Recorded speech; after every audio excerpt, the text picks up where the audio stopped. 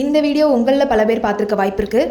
தோ இங்கே பேர் ரிவ்யூ பண்ணிட்டு இருக்கானே, இவனால் 2 உயிர் பலி போயிருக்கு. நேற்று காலையில் 11 மணி அளவில் தன்னோட 3 வயசு குழந்தைய காரில் ஏற்றிட்டு திருவள்ளூர் வானகரம் நோக்கி சென்னையிலேருந்து ஒரு கார் அதிவேகமாக வந்திருக்கு. அப்படி வர வழியில் 2 பேர் ஸ்பாட் அவுட் ஆகியிருக்காங்க அந்த கார் அடிச்சு. அது மட்டும் இல்லாமல் இந்த கார் வந்து அடித்ததில் பல பேர் காயமும் அடைஞ்சிருக்காங்க. திருவள்ளூர் வானகரம் நோக்கி இந்த கார் வேகமாக வந்துட்டு இருக்கும்போது இந்த காரோட வேகத்தை பார்த்து பொதுமக்களும் அங்கிருந்த டிராஃபிக் இன்ஸ்பெக்டருமான தாமரையும் இந்த காரை வழிமறைச்சு நிறுத்தியிருக்காங்க. அப்படி பிடிச்சி விசாரிக்கிறப்போ இந்த தற்கொலை நாய் கேட்டதுக்கு பதில் சொல்லாமல் மந்திரம் ஓதிட்டு இருந்திருக்கு. அங்க இருக்க சில பேர் என்ன சொல்றாங்கன்னா, இவன் குடிச்சிட்டு வண்டி ஓட்டிருக்கான், அதனாலதான் இப்படிலாம் ஆயிடுச்சு அப்படின்னு சொல்றாங்க. ஆனா இந்த தற்கொலையோட அம்மா இருக்காங்கல்ல, அவங்க என்ன சொல்லியிருக்காங்கன்னா 5 லட்சம் தரோம் விட்டுருங்க அப்படின்னு சொல்லியிருக்காங்க. யாருக்கு வேணும் அந்த 5 லட்சம்? இறந்த 2 பேருக்கு இவன் வந்து பதில் சொல்வானா? இப்படி தின்னு உடம்பு வளர்த்த இந்த தற்கொலைக்கு சரியா வண்டி ஓட்டணுங்கிற அறிவு கூடமா இல்ல.